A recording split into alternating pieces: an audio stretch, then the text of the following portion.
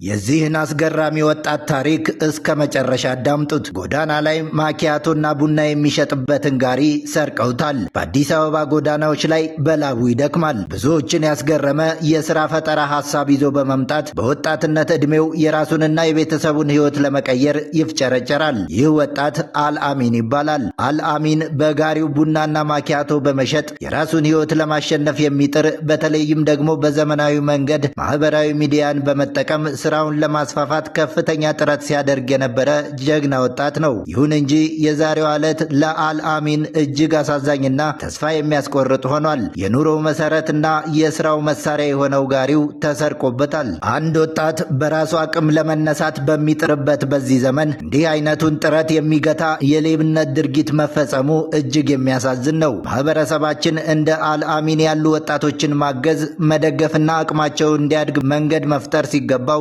ይህንን የመሰለ ክፋት መፈጸሙ ለሀገሪቱ የሥራ ባህል ትልቅ ጠንቅ ነው። ወጣቶች በሰላም ሰርተው እንዳይለወጡ ተስፋቸው እንዲጨልም የሚያደርጉ ድርጊቶች የትም ሊያደርሱን አይችሉም። አልአሚን በአሁን ሰዓት በከፍተኛ ድንጋጤና ተስፋ መቁረጥ ውስጥ ይገኛል። እንደኛ እምነት የዚህ ወጣት ልፋት ከንቱ መሆን የለበትም። ይህንን ወጣት በጋራ በመተባበር እንደገና እንዲቆምና የጀመረውን ሥራ እንዲቀጥል ማድረግ የሁላችንም ድርሻ ነው። አልአሚን እንደገና ወደ ሥራው እንዲመለስ ለሚመለከተው አካልና ለበጎ አድራጊ ወገኖች ጥሪያችንን እናስተላልፋለን።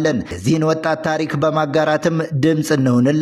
ይህንን ብርቱ ወጣት ማገዝ፣ መደገፍ፣ ማበረታታት የምትፈልጉ ስልክ ቁጥር 0925 25 79 75 ማግኘት ትችላላችሁ።